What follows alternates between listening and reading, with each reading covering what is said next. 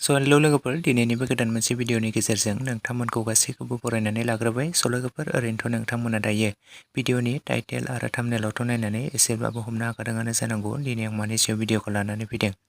लोगोफोर दायो आं नोंथांमोननि सेराव लानानै फैदों मोनसे गोदानै बर' सावथुननि सायाव आपडेट लानानै। लोगोफोर नोंथांमोना बे बर' सावथुननि सायाव आबुङै मिथिनो थाखाय फार्स्टनिफ्राय लानानै जोबजासे नायलां। लोगोफोर बे बर' सावथुननि मुङानो जादों सिजौ।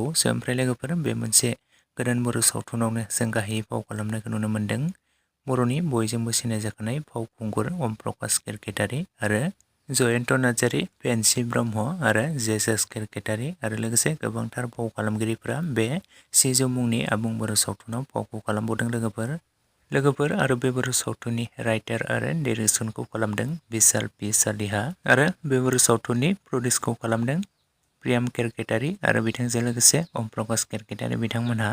ओमफ्राय लोगोफोर बे मोनसे गोदान बर' सावथुनखौ नोंथांमोना बेनि ट्रेलार भिडिअखौ आगोलाव गोबाङानो नायखादोंमोन आरो गोबाङानो नायनो थाखाय एक्साइटेड जानानै दंमोन जानांगौ। ओमफ्राय लोगोफोर बे सिजौ मुंनि आबुं बर' सावथुनखौ बिथांमोना अलरेडि रिलिज खालामनानै होबाय इउटुबनि गेजेरजों।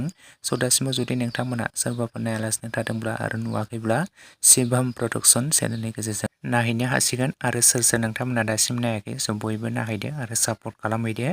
लोगोफोर आरो नायनानै माबोरै मोन्दों कमेन्टनि गेजेरजों फोरमायहरदो। लोगोफोर लोगोसेनो दासिमनि सर्ट आपडेट भिडिअ बेखिनियावनो एन्ड थेंक इउ फर वाचिं।